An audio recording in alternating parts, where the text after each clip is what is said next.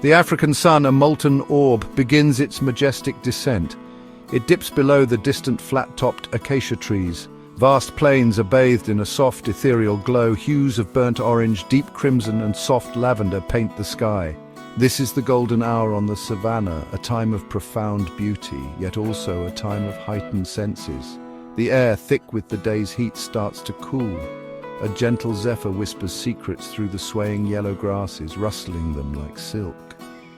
The world prepares for the shift from day to night. Shadows lengthen, stretching like dark fingers across the landscape. They distort familiar shapes, creating an almost surreal environment. The daytime chorus of birds begins to fade. In its place, the subtle sounds of the approaching night emerge. Perhaps the distant call of a hyena or the chirping of crickets. For many creatures, this signals a time for rest. But for others, the true business of survival is only just commencing. The predators, masters of this realm, begin to stir from their daytime slumber. Their ancient instincts, honed by millennia, awaken with the dimming light. The atmosphere itself seems to hold a certain tension. It is a quiet anticipation, a prelude to the drama that often unfolds under the cloak of twilight. The grazing herds become more alert. Every snap of a twig, every unusual rustle in the undergrowth could signify danger. They know that the fading light provides cover for those who hunt. The balance of life here is delicate, always tipping between predator and prey. It is a timeless cycle played out daily on this immense stage. The beauty of the sunset is but a backdrop to life's persistent, unyielding struggle. This transitional period is critical. The visibility is changing, favoring those with keen night vision. The cooler temperatures allow for sustained bursts of energy, essential for a successful hunt. The savannah, so tranquil in appearance, is a place of constant vigilance. Every creature is attuned to the subtle cues of its environment. The scent of dust mingles with the faint fragrance of unseen blossoms. It is a world where only the fittest, the most cunning, and often the luckiest will see another dawn. The stage is set for nature's nightly opera. Hidden from view, nestled low within the golden grasses, a pride of lionesses lies in wait. Their tawny coats provide perfect camouflage. They blend seamlessly with the dry vegetation. These are the true sovereigns of this domain. Powerful, patient, and incredibly skilled hunters. Their amber eyes, like chips of topaz, scan the horizon. They are focused, missing nothing. For hours perhaps they have been observing, waiting for the opportune moment for the perfect target to present itself. Their stillness is remarkable, a testament to their hunting prowess. Their attention is fixed upon a herd of wildebeest. These grazers, with their shaggy manes and curved horns, are moving slowly. They are making their way towards a watering hole, unaware of the danger lurking so close by. The lionesses single out their potential quarry, perhaps an individual that seems slightly less alert, or one that has strayed a little from the main group. This selection process is crucial.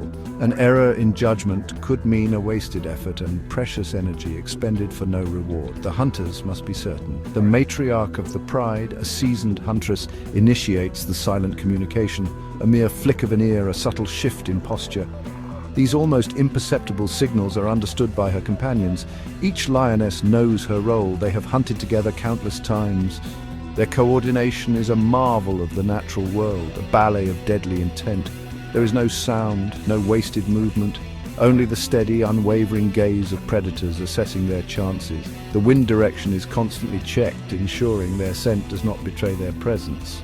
The chosen wildebeest, a young adult, grazes contentedly. It remains oblivious to the fact it is being watched by several pairs of lethal eyes. The herd offers a sense of security, but it is a false one. The lionesses are masters of exploiting any weakness, any momentary lapse in vigilance. The sun sinks lower, casting longer, more deceptive shadows. This further aids the hunters in their silent approach. The tension in the air is almost a physical presence, a silent drumbeat heralding the imminent chase.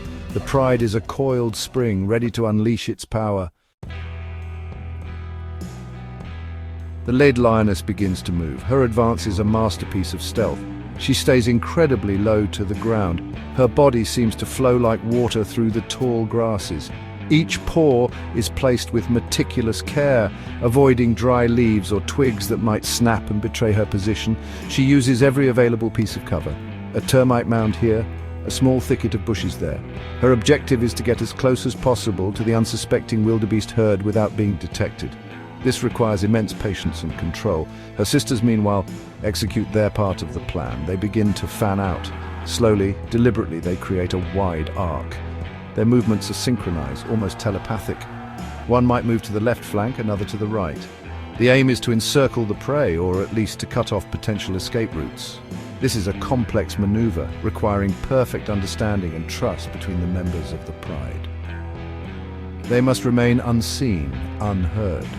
The success of the hunt depends on this silent, coordinated approach. The element of surprise is their greatest weapon. The distance between the hunters and the hunted gradually diminishes. Meter by agonizing meter, the lionesses close the gap. The wildebeest continue to graze, their heads down. Occasionally one might lift its head, sniffing the air, its ears twitching. But the lionesses freeze instantly, becoming statues camouflaged by the landscape. They wait until the grazer resumes its meal before continuing their advance. This silent dance between predator and prey has been performed on these plains for countless generations. It is an ancient ritual. The final positions are taken. The lead stalker is now within striking distance. Her muscles are bunched, ready for the explosive burst of speed required.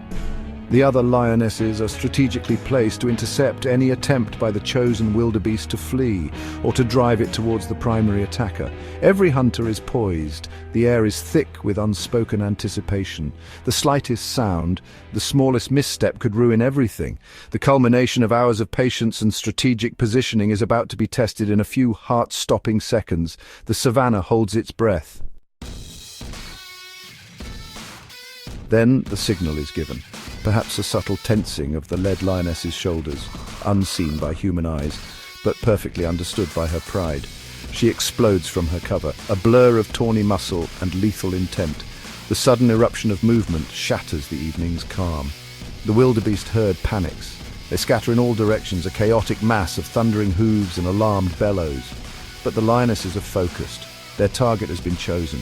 The chase is on, swift and brutal. The lead lioness, with incredible speed, gains on the singled-out wildebeest. Her powerful legs propel her across the uneven ground. The other lionesses play their part, channeling the fleeing animal. They prevent it from rejoining the safety of the confused herd. It is a terrifying pursuit for the wildebeest. It runs for its life, adrenaline coursing through its veins. But the pride is relentless. They are driven by a hunger that ensures the survival of their own young, their own lineage. This is not cruelty. It is the stark reality of life in the wild. The gap closes. In a final desperate leap, the lead lioness latches onto the wildebeest's flank. Her claws sink deep. Her immense strength begins to drag the much larger animal down. Other members of the pride quickly converge. They assist in overpowering the struggling prey. The struggle, though fierce, is usually brief. The lionesses are efficient killers, their techniques honed over countless hunts. Soon the wildebeest lies still. The dust begins to settle. The sounds of the chase give way to the panting of the exhausted hunters. The successful hunt is a momentous occasion. It means food for the pride, sustenance for the cubs waiting patiently back at a den. It signifies the continuation of their line in this harsh, unforgiving environment. The golden light has now almost completely faded. Darkness envelops the savannah. The lionesses will feed, replenishing their energy. For tonight they have triumphed in the relentless game of survival. The silent hunt has reached its inevitable, life-sustaining conclusion. And the great cycle of the African plains continues as it always has.